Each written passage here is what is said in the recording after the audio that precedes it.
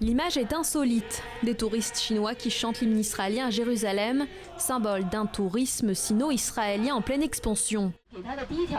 Quelques heures plus tôt, premières explications pour la Han à bord de cet autobus qui voyage à travers le nord d'Israël.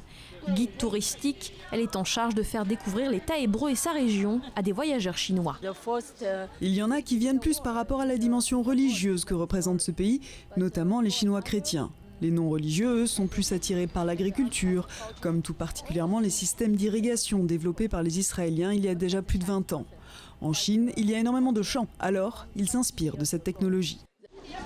Un intérêt qui ne date pas d'hier selon elle, mais qui s'est largement développé à la faveur notamment d'une campagne marketing poussée du ministère du Tourisme israélien.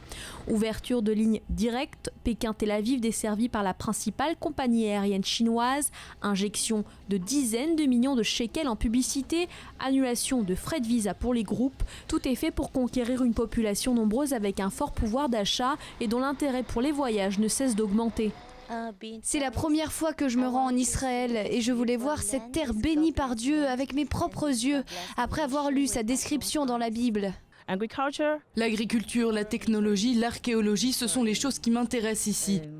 Je n'ai pas de religion, mais je cherche à en savoir plus à ce propos. Comment et pourquoi cela peut mener à la guerre? Le thème du conflit prend évidemment une place importante dans la pédagogie de ce voyage. Ils sont intrigués de savoir ce qu'il se passe ici des deux côtés, israéliens et palestiniens. Ils réfléchissent, prennent du recul, généralement sans parti pris. En Chine, il n'y a pas eu de guerre depuis 50-60 ans. Les touristes chinois n'ont donc pas ce sentiment d'insécurité. Ils ne sont pas obsédés par le fait que quelque chose de dangereux puisse leur arriver. Le programme sur 10 jours s'annonce donc chargé. Le voyage les mènera du Jourdain à la Galilée en passant par Jérusalem avec le musée de Yad Vashem ou encore Jéricho et Bethléem. L'occasion de goûter aux cultures locales sans en oublier pour autant l'histoire.